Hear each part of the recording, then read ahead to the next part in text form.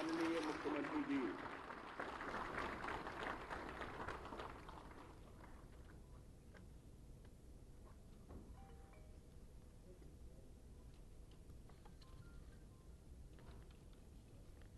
दीप प्रज्वलन हमारे अभ्यंतर में भी अंधकार होता है और दीप प्रज्वलन से हम उस अंधकार को भी दूर करने का संकल्प लेते हैं। अब मैं आमंत्रित करता हूं सादर अपर मुख्य सचिव नियुक्ति एवं कार्मिक श्री मुकुल सिंघल जी को स्वागत संबोधन के लिए।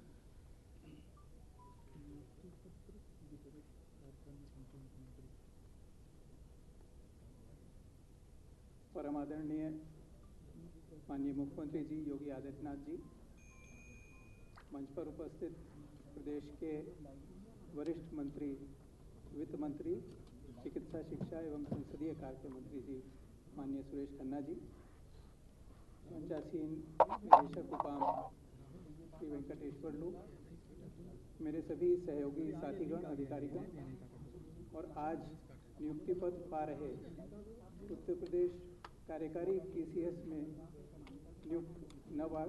नवनियुक्त उप जिलाधिकारीगण, मैं सबसे पहले माननीय मुख्यमंत्री जी का आभार इस कार्यक्रम के लिए समय निकालने के लिए व्यक्त करना चाहता हूं।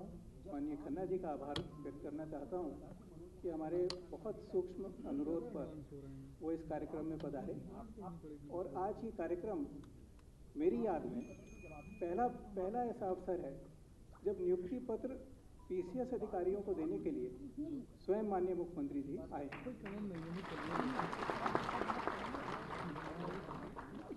मैं इस अवसर पर नवनियुक्त सभी अधिकारियों से ये कहना चाहता हूँ कि आप इस नियुक्ति की अहमियत को समझिए। जिस नियुक्ति पत्र को देने के लिए स्वयं माननीय मुख्यमंत्री जी आए, आप जानते हैं कि आप प्रदेश की सर्वोच्च सेवा के अधिकारी हैं, नए आज ज्वाइन कर रहे हैं, एक नई ऊर्जा, एक नए रक्त के साथ आप आए हैं। इस प्रदेश के शासन को, इस प्रदेश के शासन करने के तरीके को बदलने को और इसको ऐसा चमकाने को जिससे दुनिया देख के कहे कि प्रदेश अच्छा चलता है, ये क्षमता आप में है। और आज माननीय मुख्यमंत्री जी जो भाषण देंगे उससे भी मुझे लगता है कि आप इसके लिए प्रेरित होंगे कि आप बहुत अच्छे ढंग से अपना काम करें। मान्यवर, मैं आपके संज्ञान में ये लाना चाहता हूँ कि ये जो आज नियुक्ति पत्र देने का कार्यक्रम है, ये जिस चयन के प्रक्रिया के तहत आज इस मुकाम पर पहुंचा है, ये एक अभियान, ये मुहिम आपने चलाई है जिसमें प्रदेश के अनेक आयोग नव छात्रों को, नए लोगों को भर्तियों के लिए चयनित कर रहे हैं और गत 4 वर्षों में लगभग 3.25 लाख चयन प्रदेश के विभिन्न आयोगों ने करे हैं, जो कि इससे पहले 10 साल में हुआ करते थे। 10 साल में जितने चयन होते थे उतने इस पिछले 4 साल में चयन हुए। ये इस तरह से संभव हुआ है कि आयोगों के कार्य की प्रणाली को बदला गया है। आयोगों में किस तरह से परीक्षाएं आयोजित करनी है उसको बदला गया है। तमाम पदों के लिए, आप तो सीनियर अधिकारी हैं, तमाम अन्य पदों के लिए जिन पर अधिकांश नियुक्तियां होती हैं उस पर साक्षात्कार समाप्त किया गया है और एक पारदर्शी व्यवस्था को बनाया गया है।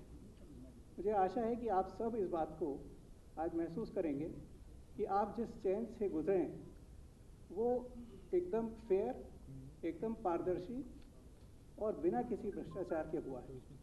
और यही उम्मीद मैं आपसे आगे भी करूंगा कि आप इसी तरह से भ्रष्टाचार मुक्त प्रशासन प्रदेश में देंगे और इस तरह से काम करेंगे कि हमारे प्रदेश का नाम और गौरव ऊंचा होगा।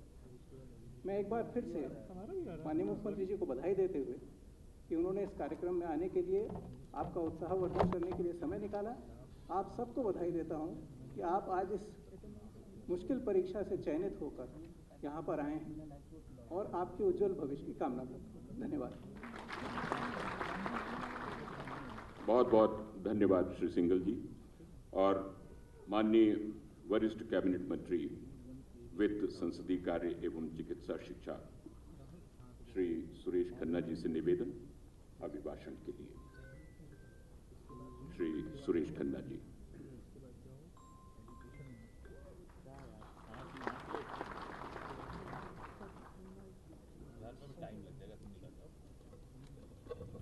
धन्यवाद।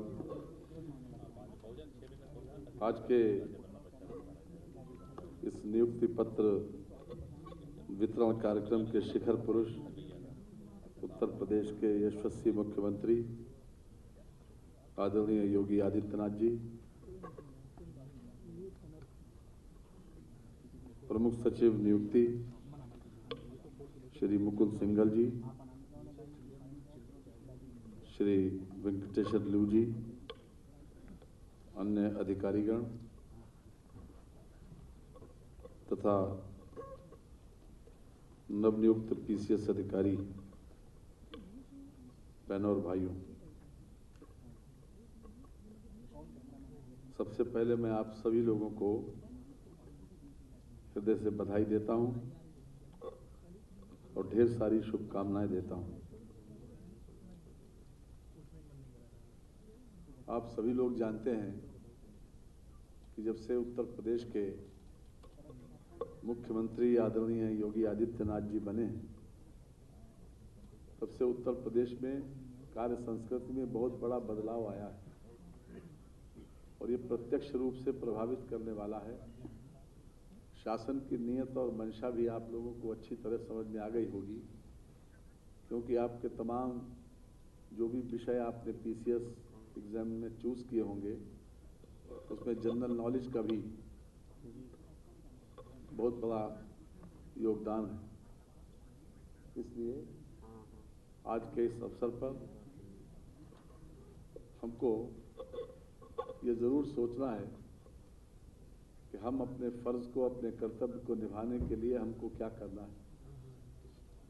सरकार का एक बहुत व्यापक दृष्टिकोण है और उस दृष्टिकोण के आधार पर हम कह सकते हैं कि जो हम जनसेवी भावना से कार्य करें, अपने फर्ज को निभाएं और जो समाज के असेवित लोग, खास तौर से उन लोगों को न्याय मिले, ये हर स्तर पर हमारा प्रयास होना चाहिए। मैं मुख्यमंत्री जी को विशेष रूप से आज बधाई देना चाहता हूं कि उन्होंने इस प्रकार का एक आयोजन करके प्रदेश में बहुत से नई परंपराएं उन्होंने डाली और ये भी एक नई परंपरा है जिसका शुभारंभ माननीय मुख्यमंत्री जी आज कर रहे हैं। इसके पहले टीचर्स को भी नियुक्ति पत्र एक सार्वजनिक कार्यक्रम के माध्यम से दिया गया, लेकिन वो वर्चुअल था। आज भौतिक रूप से उपस्थित होकर आप लोगों को ये नियुक्ति पत्र मिलना, मैं समझता हूँ सौभाग्य की बात है। और एक उदाहरण देकर मैं अपनी बात को समाप्त करूंगा। जापान के लोग सबसे ज़्यादा सिंसियर, ड्यूटीफुल और सबसे ज़्यादा कर्तव्य परायण माने जाते हैं। एक बिल्कुल सच किस्सा है आपको जो मैं बताने जा रहा हूं, 4-5 लाइन का।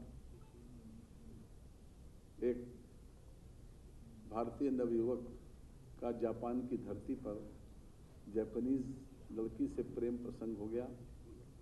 वो लोग मिलते रहे और दोनों में बात काफ़ी बढ़ गई, यहाँ तक कि दोनों ने तय किया कि एक दूसरे के लाइफ पार्टनर बनेंगे, मैरिज कर। तो उस नवयुवक ने इच्छा जाहिर की कि हम अपने पेरेंट्स से व्यक्तिगत रूप से मिलकर इस बात की इजाज़त ले लें। तो प्रोग्राम तय हो गया। उस नवयुवक का टोक्यो से हिंदुस्तान आना तय हो गया, लेकिन उसकी फ्लाइट ऐसे समय पर थी जब उस जापानीज युवती की ड्यूटी थी। अपने ऑफिस में वो काम करती थी और वो ड्यूटी के समय उसने ये चाहा कि उसको सियाफ करने के लिए वो एयरपोर्ट आए। उसने कई बार आग्रह किया कि हम अपनी ड्यूटी नहीं छोड़ेंगे और आपको सियाफ करने के लिए हम शाम को मिल सकते हैं, ताकि आप यहीं से हमारा ये सियाफ मान लो, और वहाँ पर आना ठीक नहीं है, हम ड्यूटी हमारे लिए छोड़ना भी ठीक नहीं। लेकिन जब काफ़ी उस नवयुवक ने इस बात का इंसिस्ट किया तो उसने कहा कि अच्छा ठीक है, मैं आऊँगी। और वो युवती गई और उसने बहुत प्रेम से दोनों एक दूसरे से मिले। उसने सियाफ किया, चलते वक्त एक पत्र सौंपा उस नवयुवक को, और उसके बाद वो युवती अपने वापस चली गई कार्यालय। और ये साहब जो हिंदुस्तान आ रहे थे अपने पेरेंट्स से इजाज़त लेने के लिए, जब उन्होंने उस लिफाफे को खोलकर देखा तो उस पत्र में लिखा था कि आज तुमने हमको एक एयरपोर्ट सियाफ करने के लिए, ड्यूटी छोड़ने के लिए विवश किया, इसलिए हमने तय किया है कि हम तुमसे शादी नहीं करेंगे। ये अपने आप में ये किस्सा, ये सच, ये बहुत कुछ कहता है कि हम अपने फर्ज को किस सीमा तक, कहाँ तक निभाना है। तो इसलिए मैं समझता हूँ कि बहुत कुछ न कहकर मैंने इसको अपने शब्दों में इसको व्यक्त किया है। मैं आज फिर से एक बार माननीय मुख्यमंत्री जी को और आप सभी लोगों को, मुख्यमंत्री जी को बधाई देता हूँ, धन्यवाद देता हूँ, और आप सब लोगों को ढेर सारी शुभकामनाओं के साथ अपनी बात को विराम देता हूँ। बहुत बहुत धन्यवाद। बहुत बहुत धन्यवाद माननीय मंत्री जी। माननीय मंत्री जी ने एक ये प्रेरणा तो दी कि राष्ट्र सर्वोच्च है और देश प्रेम हमारे लिए सर्वोच्च होना चाहिए।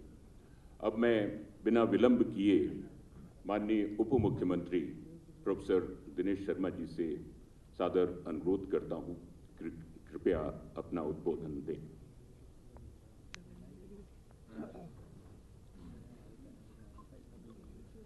श्रद्धेय माननीय मुख्यमंत्री जी, माननीय वित्त मंत्री महोदय श्री मुकुल सिंघल साहब, वेंकटेश्वर लू जी, उपस्थित उत्तर प्रदेश के विकास की संरचना में अपना महती योगदान देने के लिए तत्पर आज जिनको यहाँ पर नियुक्ति पत्र का वितरण होगा, ऐसे सौभाग्यशाली प्रतिभागीगण, हम सब के लिए एक सुखद अनुभूति देने वाला समय है ये कि हम सब अपने जीवन के नए मुकाम पर पहुंच रहे हैं। अभी मैं प्रयागराज से लौट रहा हूं, दीक्षांत समारोह में सम्मिलित होने के लिए गया था।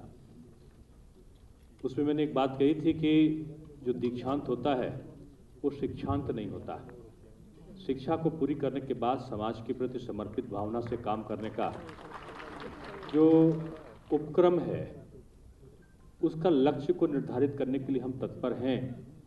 ये मानकर हम दीक्षांत समारोह में वो संकल्प लेने के लिए आते हैं। मैं वही बात आपके सम्मुख कहना चाहूँगा।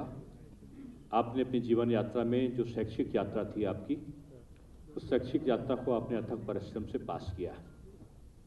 मुझे अपना विद्यार्थी जीवन याद आता है।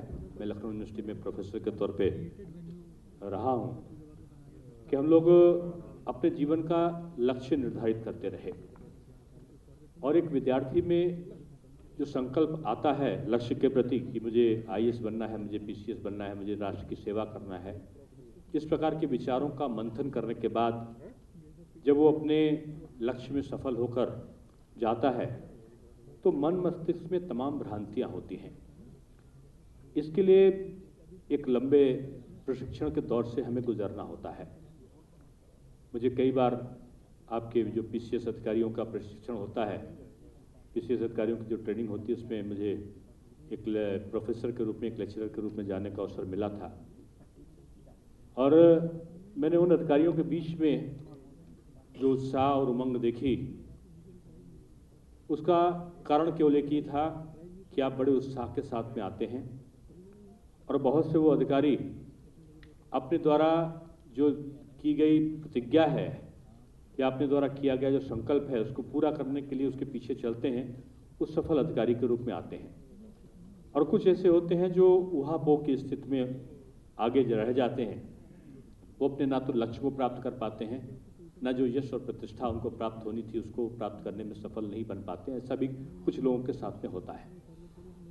मैं आप सबसे यही कहना चाहूँगा कि अभी तो आप डिप्टी कलेक्टर के लिए जाओगे या उसे कोई नीचे पद के लिए आपका शुरुआत में होगा, डिप्टी कलेक्टर तो बाद में बनोगे। ट्रेनिंग के लिए पहले आप जाएंगे और प्रशिक्षण एक ऐसा दौर होता है जो हमें सीखने की शिक्षा देता है। मैं कभी कभी कहता हूं कि एक अध्यापक को, एक प्रोफेसर को जिस प्रकार से अनवरत विद्यार्थी बनकर काम करने की आवश्यकता होती है, विद्यार्थी बनकर काम करने की प्रवृत्ति से मेरा तात्पर्य यह है कि अनवरत सीखने की प्रवृत्ति, अनवरत सीखने की अभिलाषा जिसमें होती है वही सफलता के चरम बिंदुओं को छूता है।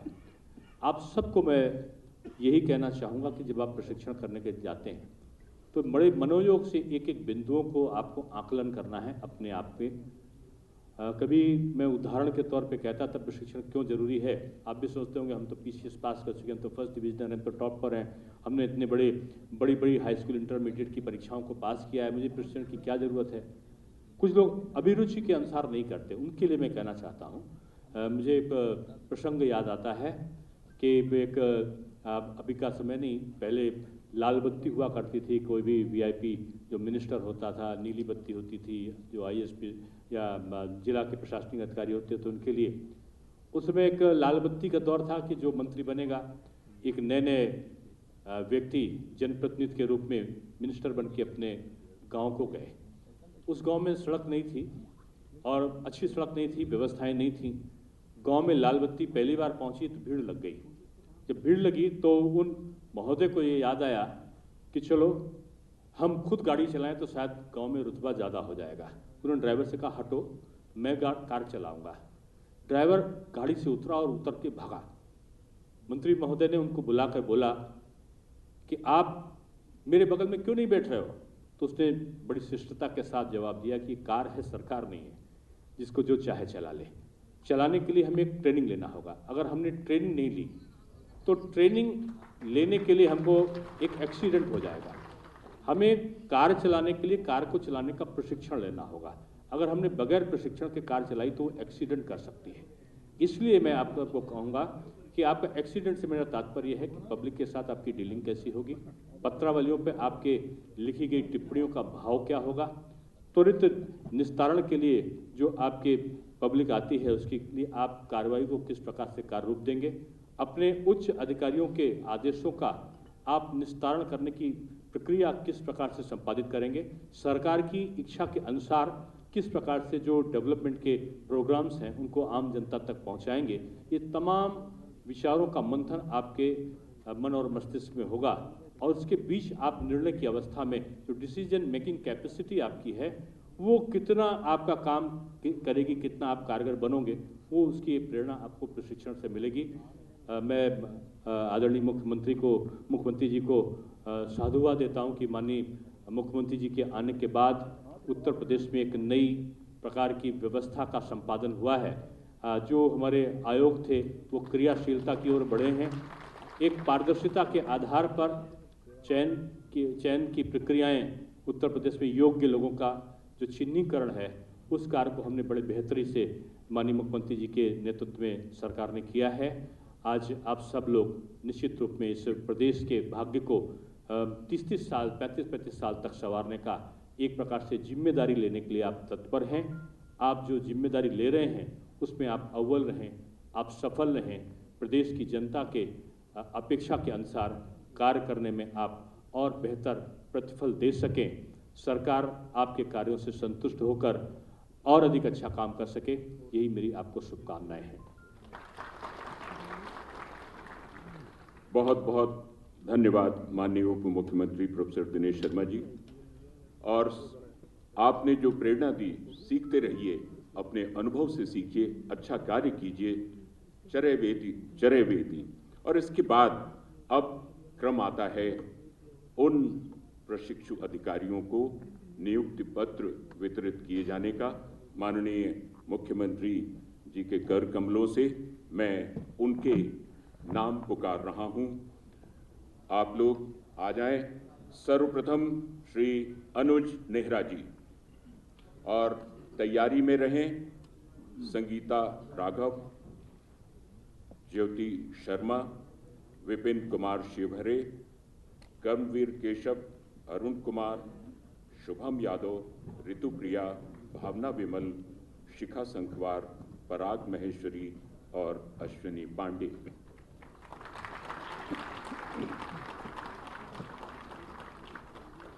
अनुज नेहरा,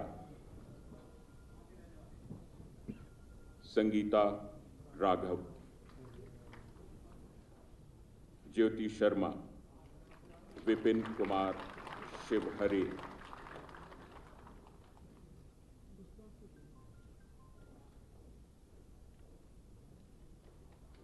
कर्मवीर केशव,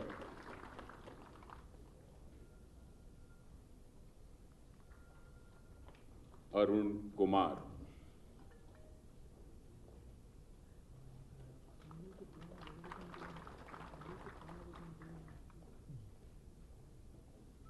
शुभम यादव,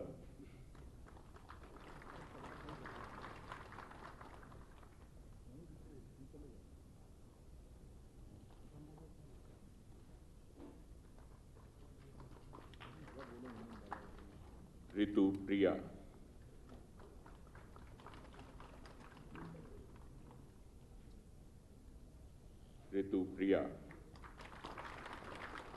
भावना विमल,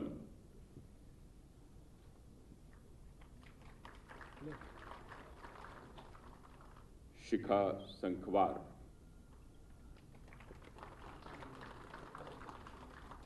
पराग महेश्वरी और अश्विनी पांडे। और अश्विनी पांडे जी के साथ में बाकी और लोगों को भी नियुक्ति पत्र मिलेंगे, लेकिन थोड़ी देर में। अब बारी है फीडबैक की। कोई कार्यक्रम जिसमें माननीय मुख्यमंत्री जी इतनी क्षमता, इतने उत्साह और इतने मार्गदर्शन की प्रकट इच्छा के साथ में शामिल हो रहे हैं, उसमें फीडबैक भी होना बहुत ज़रूरी है। और इस फीडबैक के लिए मैं सबसे पहले नाम पुकारता हूं अनुज नेहरा जी को। अनुज नेहरा जी।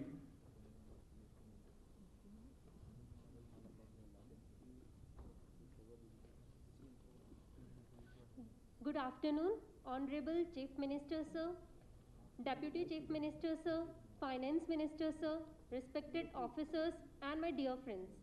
My name is Anuj Nehra and I have secured rank 1 in UP PCS 2018. ये हमारे लिए बहुत सौभाग्य की बात है कि आज हमें यहाँ उपस्थित होने का अवसर मिला, जिसकी कल्पना हमने सपने में भी नहीं की थी। मैं हरियाणा राज्य की रहने वाली हूँ और हमेशा से दिमाग में रहता था कि दूसरे राज्य में फेयर सिलेक्शन होगा या नहीं, लेकिन मेरा सिलेक्शन ही नहीं बल्कि रैंक भी फर्स्ट आया है, जो यह प्रमाणित करता है कि पूरे सिलेक्शन प्रोसेस में कितनी पारदर्शिता थी।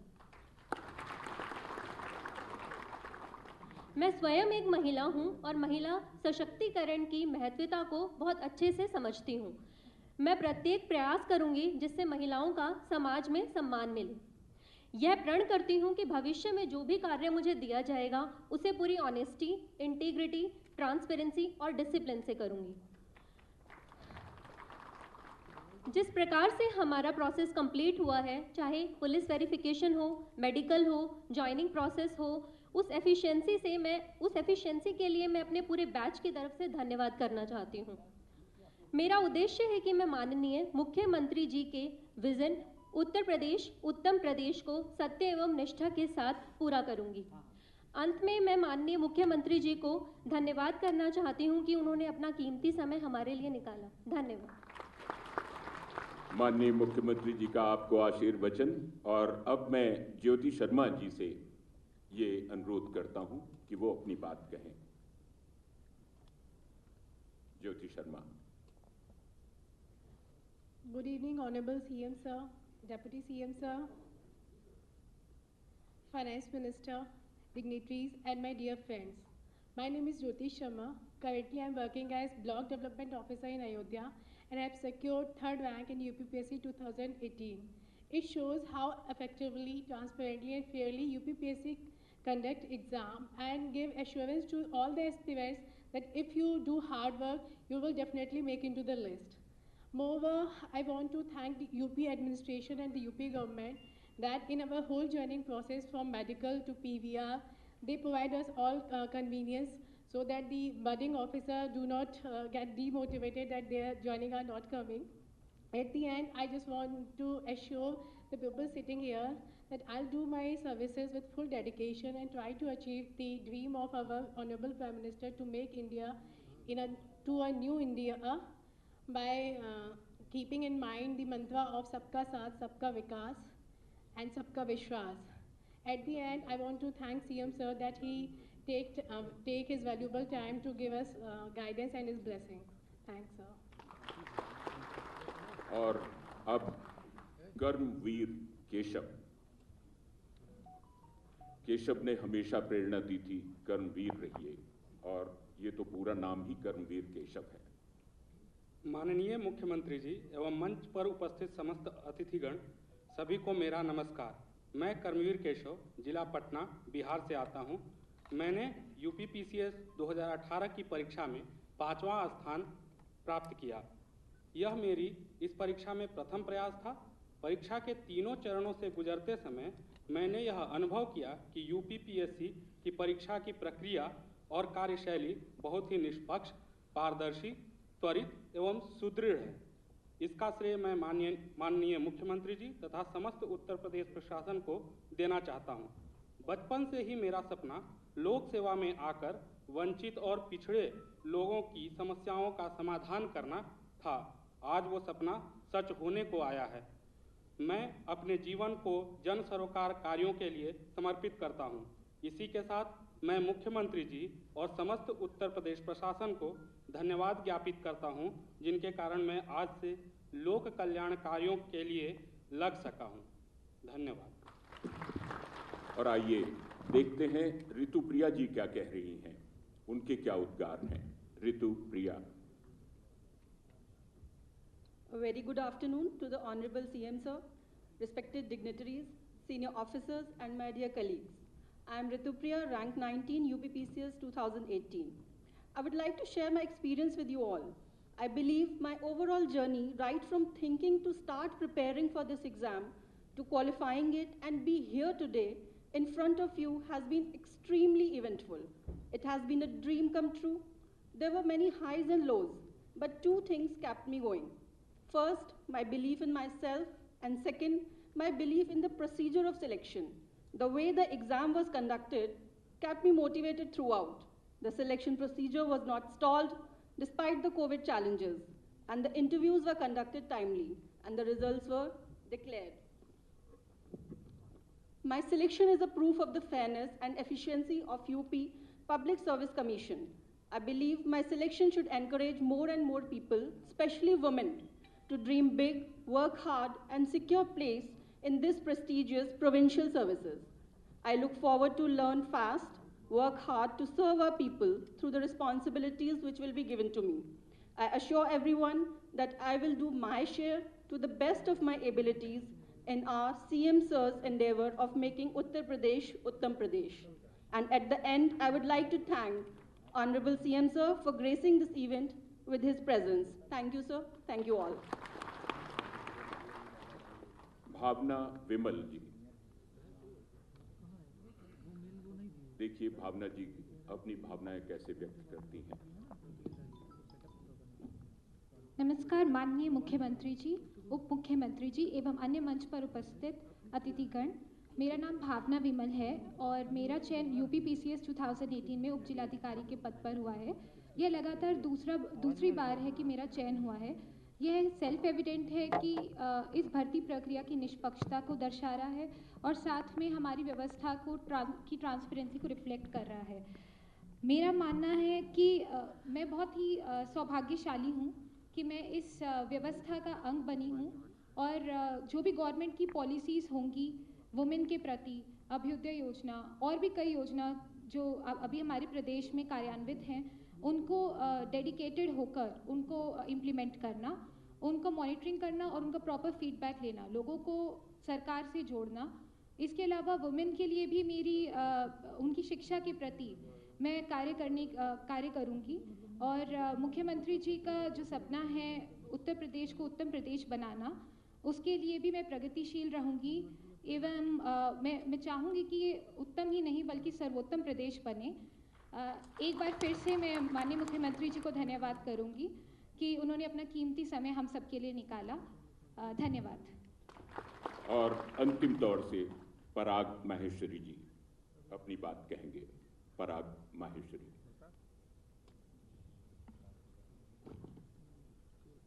Good morning. Honorable CM, respected officers and my dear friends. I am Parag Maheshwari, a graduate from NIT Trichy. Civil services in India are a prestigious career opportunity with every year lakhs of candidates appearing for an exam which in Lan Pritchard's words makes Harvard look like a cakewalk. I feel extremely fortunate to have cracked this exam. I had my reservations about it though initially, the plethora of books, the vast course, my weak eyesight, but I kept myself motivated throughout the journey. For this, I would like to thank my family, my friends, and Honorable CM, and especially UPPSC for creating a fair and enabling atmosphere. This is evinced by the fact that, that I was never discriminated against and I was always given an equal opportunity. The whole process was conducted with aplomb. I look forward to work in India's most crucial state and exhort prospective candidates to work with the same determination and make Uttar Pradesh Uttam Pradesh. बहुत बहुत धन्यवाद। और अब बारी माननीय मुख्यमंत्री जी के आशीर्वचन की। जड़ चेतन गुण दोष में विश्व कीन करतार, संत हंस गुण गहें पय परिहर बार विकार। नीर और क्षीर के विवेक वाले माननीय मुख्यमंत्री जी का मैं सादर आमंत्रण करता हूं। कृपया अपने आशीर्वचन से हम लोगों को आह्लादित करें।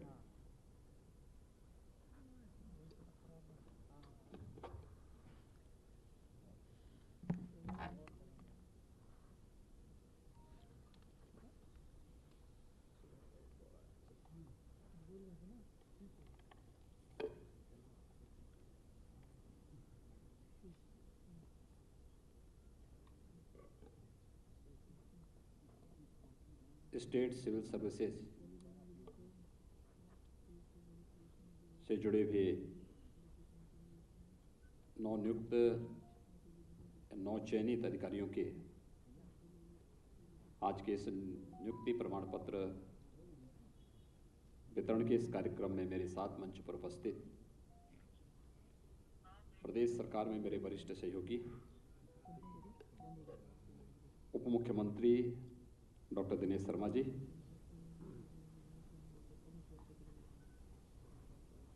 प्रदेश शासन में वित्त और संसदीय कार्य तथा चिकित्सा शिक्षा के मंत्री श्री सुरेश कुमार खन्ना जी, अपर मुख्य सचिव नियुक्ति एवं कार्मिक श्री मुकुल सिंघल जी, महानिदेशक उत्तर प्रदेश प्रशासन एवं प्रबंधन अकादमी लखनऊ CL वेंकटेश्वर लू जी, अकादमी के सभी अधिकारीगण, प्रांतीय सिविल सेवा से जुड़े हुए हमारे सभी नवनियुक्त अधिकारीगण, मैं सबसे पहले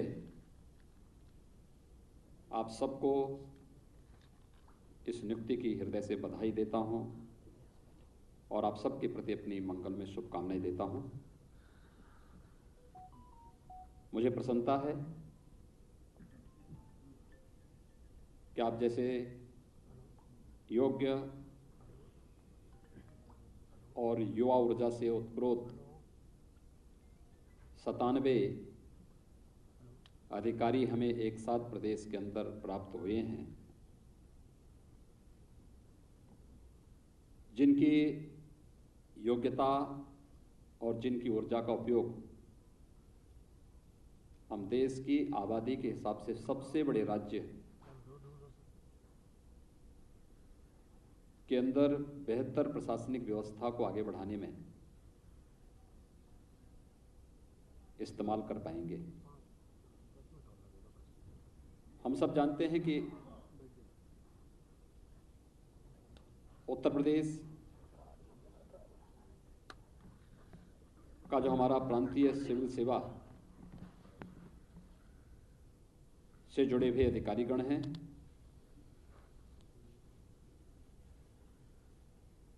यह हमारी प्रशासनिक व्यवस्था की मेरुदंड है।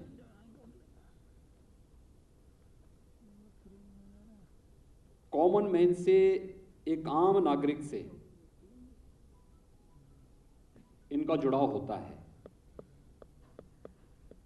और आम जनता अपने छोटे बड़े कार्यों के लिए कहीं ना कहीं इसी तंत्र पर निर्भर करती है जिसमें आपको जाने का अवसर प्राप्त हुआ है, या ट्रेनिंग के दौरान जहां पर आप अभी अलग अलग जनपदों में कार्य कर रहे हैं। और इसीलिए उत्तर प्रदेश प्रशासन एवं प्रबंध अकादमी ने अपना जो लोगो बनाया है, उस लोगो में जो अपना थीम वाक्य भी दिया है कि कामये दुख तप्ता नाम प्राणी नामार्ति नाशनम, यानी एक ही कामना है, और वह क्या कि मैं दुख से पीड़ित मानवता की सेवा के लिए अपने आप को समर्पित कर सकूं।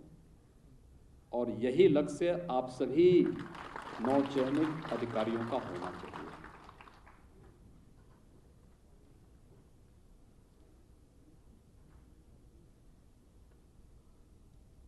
आपने जो शुरुआत की है, आप में से ज्यादातर लोग बीडीओ के दायित्व को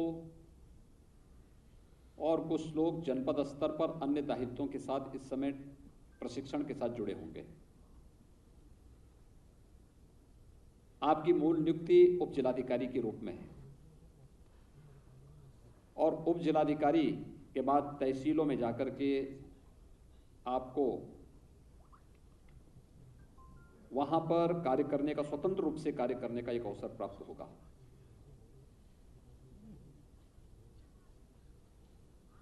राजस्व से संबंधित एक कॉमन मैन की, एक किसान की, एक नौजवान की, एक गरीब की समस्याओं का निस्तारण करने, वहां पर निष्पक्षता और पारदर्शिता के साथ सामाजिक और आर्थिक न्याय के लक्ष्य को प्रदान करने में आपकी एक बड़ी भूमिका होती है। और यहीं से शुरू होती है किसी भी प्रशासनिक अधिकारी के जीवन की यात्रा। ये जो शुरुआती कार्य है, जितनी मेहनत आप कर सकते हैं, देखिए हमारे यहां आर्मी के ट्रेनिंग के बारे में कहा जाता है कि उनके प्रशिक्षण के दौरान जितना अधिक पसीना बहेगा, युद्ध के मैदान में उतना ही कम खून बहाने की नौबत आएगी। और मुझे लगता है कि जितना बेहतर प्रशिक्षण और जितना अपनी पहली ड्यूटी के बाद जितना बेहतर कार्य आप कर पाएंगे, वह आपकी पूरी सर्विस की नींव होगी। और नींव मजबूत होगी तो स्वाभाविक रूप से इस नींव पर बनने वाला भवन भी उतना ही मजबूती के साथ अपनी जीवंतता को प्रमाणित करता रहेगा।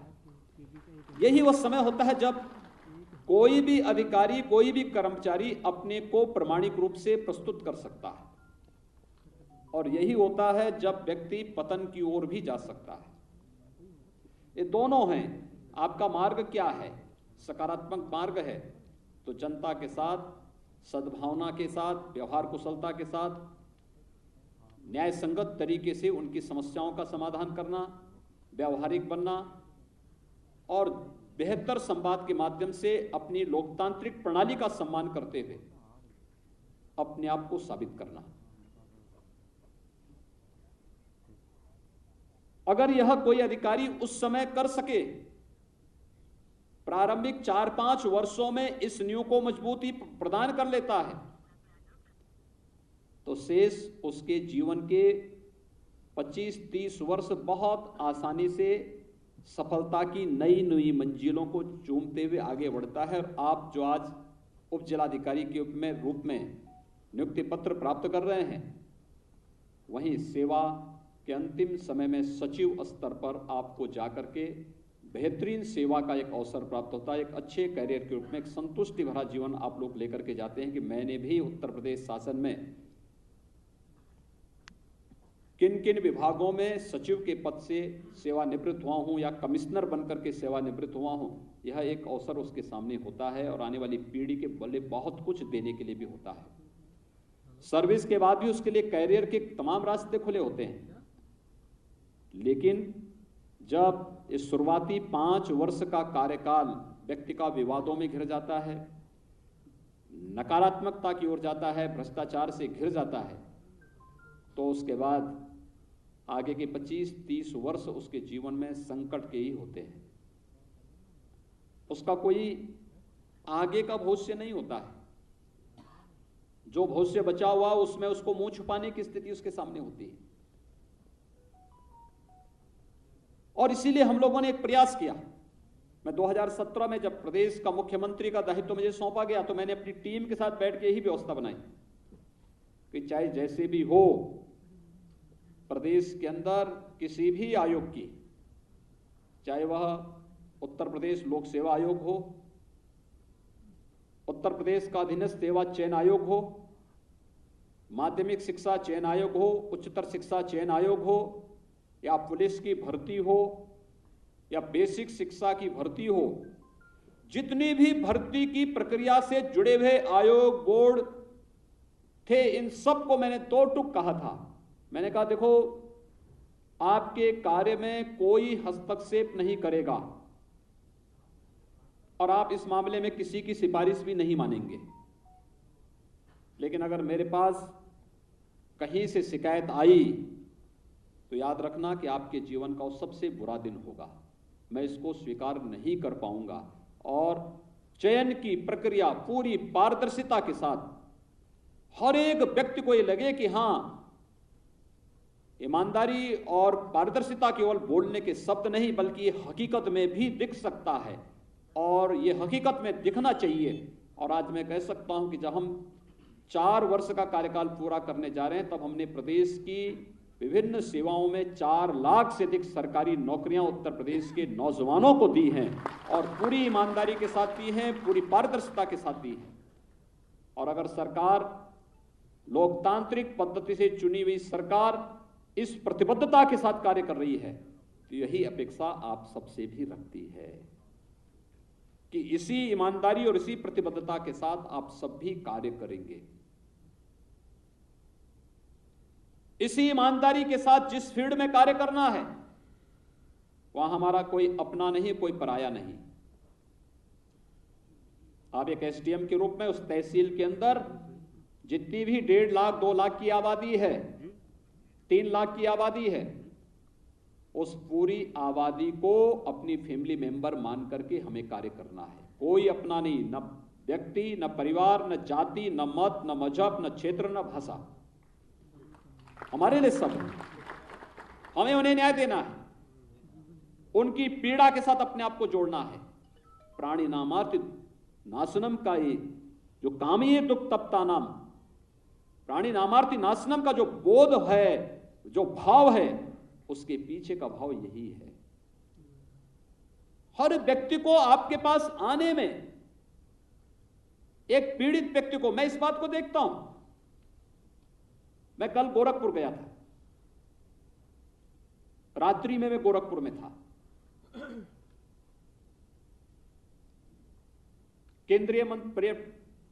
केंद्रीय उर्वरक और रसायन मंत्री गोरखपुर में कल आए थे। हम दोनों का एक ज्वाइंट विजिट था। गोरखपुर में एक खाद कारखाना बंद हो गया था। आदरणीय प्रधानमंत्री जी ने 2016 में उस खाद कारखाने के स्थान पर फिर से एक नया खाद कारखाना लगाने के लिए शिलान्यास का कार्यक्रम संपन्न किया था और उसी के निरीक्षण के लिए हम लोग कल गए थे। आज प्रातःकाल में जब देख रहा था, मेरे आवास के पास सैकड़ों की संख्या में फरियादी थे। मुझे 2 घंटे लगे उन लोगों से मिलने में, लेकिन फिर भी मैं हर एक फरियादी से मिला। और समस्या क्या थी? 90% समस्या राजस्व से जुड़ी हुई थी, किसी और से नहीं, राजस्व से जुड़ी हुई समस्याएं थी।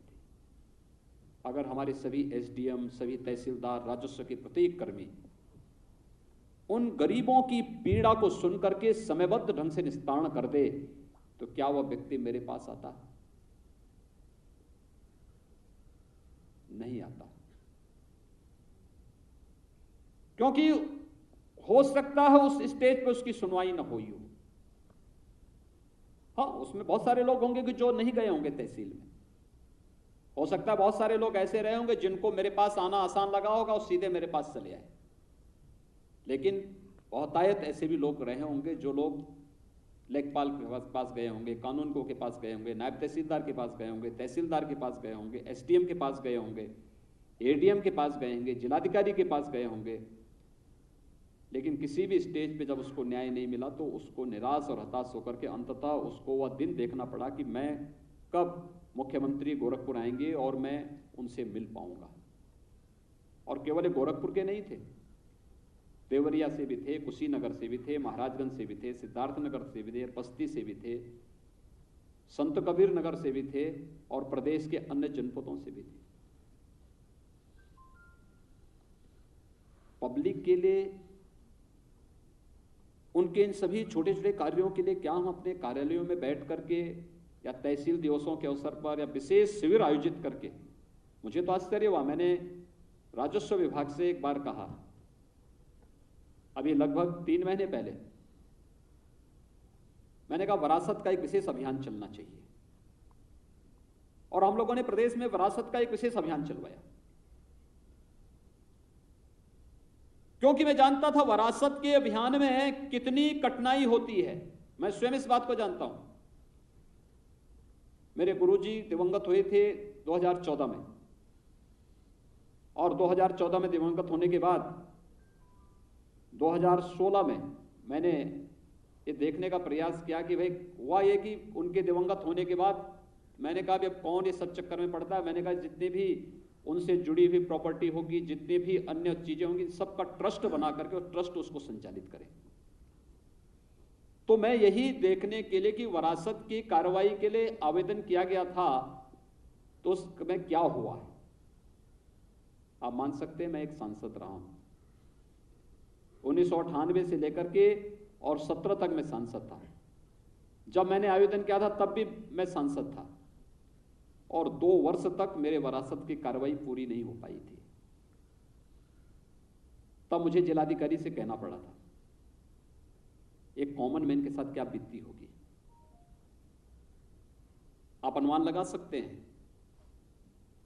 जब मेरा कागज इतने दिनों तक रुक सकता है, एक कॉमन मैन का क्या होता होगा। तो मैंने कहा एक विरासत का विशेष अभियान चलाओ। 8 लाख से अधिक मामले आए थे, और फिर एक अभियान चला करके उनका निस्तारण भी किया गया। तहसील के अंदर जनता से जुड़ी हुई इसी प्रकार की समस्याओं के लिए विशेष कैंप, विशेष शिविर, विशेष आयोजन हो सकते हैं। पैमाइश, विवाद की मुख्य जड़ क्या है? पैमाइश। हत्या बड़ी जमीनों के लिए नहीं होती है हमेशा। बड़े विवाद तो लंबे समय तक चलते हैं, लेकिन छोटे छोटे विवाद को लेकर के 1 फीट 2 फीट जमीन को लेकर के अक्सर बड़ी वारदातें होती हैं। कानून व्यवस्था के लिए संकट खड़ा होता है। अगर तहसीलें हमारी संवेदनशील हो जाएं, जागरूक हो जाएं, हम अभियान चला सकते हैं। पूरी टीम एक साथ जाए, सावधानी के साथ जाए। हिंसा के लिए कोई जगह नहीं। जहां पर लगता है कि कोई भी इस प्रकार की हरकत करता है, पहले से पाबंदी और पहले से सख्ती। जब सरकार ने कार्य करने के लिए पूरी स्वतंत्रता दी है, पूरी फ्रीडम है, किसी अधिकारी और किसी कर्मचारी के कार्य में किसी प्रकार का कोई भी राजनीतिक हस्तक्षेप नहीं, तो फिर कॉमन मैन को न्याय प्राप्त करने के लिए इस प्रकार की इड़ी चोटी एक क्यों करना पड़ रहा है? न्याय तो फिर उसके पास पहुंचना चाहिए। और जो अधिकारी अच्छा काम कर रहे हैं उनके बारे में पब्लिक बोलती है कि फलाना अधिकारी बहुत अच्छा है, बोलती है पब्लिक। हमें बहुत बार प्रशासनिक आधार पर कुछ अधिकारियों को जो अच्छे लगते हैं तो उन्हें कुछ ऐसी जगह पे भेजना पड़ता है जो चुनौतीपूर्ण होता है लेकिन महत्वपूर्ण भी होता है, वहां भेजना पड़ता है। लेकिन जब हम लोग हटाते हैं तो हमारे पास एक साथ पब्लिक की तरफ से फीडबैक आने लगता है, अरे साहब हमारा अधिकारी इतना अच्छा था, आपने हटा दिया। लेकिन बहुत बार ये होता है, पब्लिक भले ही शिकायत नहीं करती है, लेकिन जब हम लोग किसी अधिकारी को हटाते हैं तो पब्लिक हमें धन्यवाद भेजती है कि आपने अच्छा किया, हमारा ये बला टल गया है, ये जो है अच्छा हुआ, हमारे यहाँ किसी को न भेजें, हम ऐसे रह जाएंगे, लेकिन ये अधिकारी चला गया, अच्छा हुआ। आप तय करिए आपको किस में रहना है। एक सामान्य नागरिक की दुआ को लेना है और उसके माध्यम से अपने जीवन को यशस्वी बनाना है कि एक पीड़ित व्यक्ति की पीड़ा के अभिशाप को जीवन भर अपने साथ ठप्पा लगा करके फिर उसी में अपसिप्त होकर के अपने पूरे कैरियर को खराब करना है, यह कोई भी व्यक्ति तय कर सकता है। और मुझे लगता है कोई भी सक्षम व्यक्ति, ईमानदार व्यक्ति हमेशा समाज की दुआ को लेकर के एक सामान्य नागरिक को जहां पर न्याय उम्मीद ही नहीं बल्कि हकीकत में बदलावा दिखाई दे, ये चीजें दिखानी चाहिए। और ये तब मैं आपसे कह रहा हूं जबकि ये उत्तर प्रदेश का अब तक का सबसे बड़ा बैच है पीसीएस का, जो उप जिलाधिकारी के रूप में चयनित होकर के सेवा के लिए जा रहा है। 97 अधिकारी एक साथ उत्तर प्रदेश पीसीएस का पहली बार इतना बड़ा बैच निकल रहा है और पूरी पारदर्शी तरीके से। यही उत्तर प्रदेश है जहां 17 के पहले क्या क्या नहीं होता था। हमारे युवाओं को आत्महत्याएं तक करनी पड़ी थी, धरने प्रदर्शन करने पड़े थे, तमाम प्रकार की स्थितियां पैदा हुई थी और नौकरियां बिकती थी, न्यायालय में लंबित पड़े हुए हैं, सीबीआई की इंक्वायरी चल रही है। लेकिन मैं कह सकता हूं पिछले 4 वर्ष के दौरान जितनी नियुक्तियां हुई हैं, किसी भी नियुक्ति के बारे में कोई प्रश्न नहीं खड़ा कर सकता है। और इसीलिए ये जो दायित्व आप सबके ऊपर है, इस दायित्व का ईमानदारी पूर्वक निर्वहन करना अब ये आप सबकी जिम्मेदारी है। पहली प्राथमिकता तय कर लें कि पहली प्राथमिकता हमारी, जो मेरा दायित्व है वो ही मेरा धर्म है, जो शासकीय दायित्व मेरे पास है यही मेरा राष्ट्र धर्म है और यही मेरा कर्म भी है। अपने कर्तव्यों का ईमानदारी पूर्वक निर्वहन ही मेरा राष्ट्र धर्म होगा। मेरी पूजा पद्धति, मेरी उपासना विधि अलग है, वो मैं अपने घर में करूंगा, लेकिन मैं अपने कार्य पद्धति के दायरे में कोई भी ऐसी संकीर्णता नहीं लाने दूंगा जो मुझे मेरे राष्ट्रीय कर्तव्यों से च्युत करता हो। जिसके बारे में वित्त मंत्री श्री खन्ना जी ने कहा कि उस जापानी लड़की ने इसलिए मना कर दिया क्योंकि उसको लगा था कि मुझे मेरे राष्ट्रीय कर्तव्यों से च्युत कर रहा है। मैं अपने राष्ट्रीय कर्तव्यों, राष्ट्र मेरे लिए सर्वोपरि है, प्रदेश हमारे लिए सर्वोपरि है। और अगर प्रदेश की बैकबोन के रूप में कार्य करने वाली स्टेट सिविल सर्विसेज से जुड़े हुए हमारे सभी अधिकारीगण मेरुदंड बन करके, बैकबोन बन करके कार्य करना प्रारंभ कर देंगे, कोई कारण नहीं कि उत्तर प्रदेश देश की सबसे बड़ी अर्थव्यवस्था न बन जाए। हम लोगों ने पिछले 4 वर्षों के अंदर दिखाया है। 2016 तक उत्तर प्रदेश देश की 5वीं और 6ठी अर्थव्यवस्था थी। प्रदेश के अंदर बेरोजगारी की दर 17.5% थी। ईज ऑफ डूइंग बिजनेस में उत्तर प्रदेश 14वें स्थान पर था। और पिछले 4 वर्ष के दौरान जो टीम वर्क हुआ है उसका परिणाम है Uttar Pradesh ease of doing business में 14वें से दूसरे स्थान पर आया है। अर्थव्यवस्था में 5वीं और 6ठी से अब दूसरे स्थान पर आ चुका है। और यही नहीं, बेरोजगारी की जो दर उत्तर प्रदेश में 17.5% थी, आज वो घट करके 4% पर आ चुका है। लोगों के लिए कौतूहल और आश्चर्य का विषय है कि इतना बड़ा प्रदेश, इतनी बड़ी आबादी, 40 लाख माइग्रेंट लेबर जिस प्रदेश में आए हों, वहां बेरोजगारी की समस्या का समाधान कैसे हुआ? लेकिन एक कार्य का परिणाम है।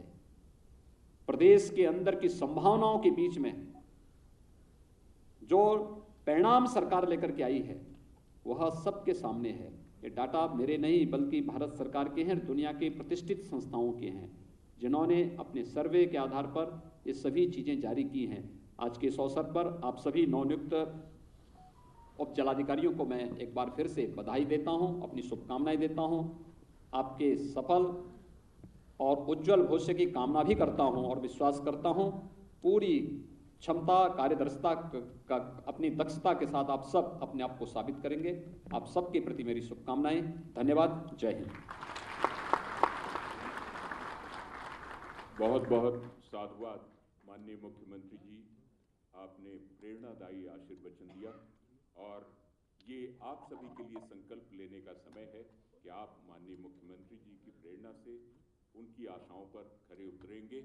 और अब धन्यवाद ज्ञापन से पहले स्मृति चिन्ह माननीय मुख्यमंत्री जी, माननीय उप मुख्यमंत्री जी और माननीय मंत्री जी को भेंट करने के लिए श्री मुकुल सिंघल जी, माननीय मुख्यमंत्री को, और महानिदेशक उपाम श्री एल वेंकटेश्वरलू जी, माननीय उप मुख्यमंत्री डॉक्टर दिनेश शर्मा जी को और मंत्री श्री सुरेश खन्ना जी को विशेष सचिव नियुक्ति एवं कार्मिक श्री संजय सिंह भेंट कर रहे हैं।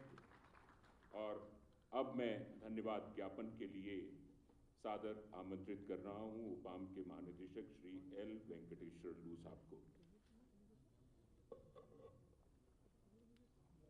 ये हमारे उपाम परिवार के लिए और आप सब लोगों के लिए बहुत गौरव की बात भी है कि माननीय मुख्यमंत्री जी की बहुत विशेष कृपा है। उनकी बातों में और उनकी जो मार्गदर्शन मिला है ये श्रेष्ठ कर्मयोगी है।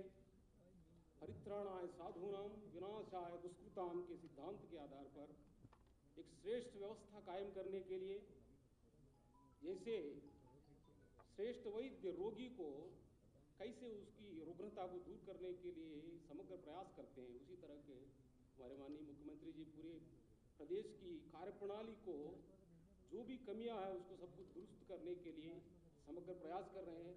आज भी और हर मौके पर माननीय मुख्यमंत्री जी बहुत गहरी और गंभीर बातें आज भी जो सुनाया कि खामे दुख तप्ता नाम, और पिछले अभ्युदय स्कीम में भी माननीय मुख्यमंत्री जी ने बहुत महत्वपूर्ण बातें बताई है। कैसे ये अभ्युदय स्कीम की चलाना, जिसमें आप सब लोगों को बड़ी महत्वपूर्ण भूमिका है।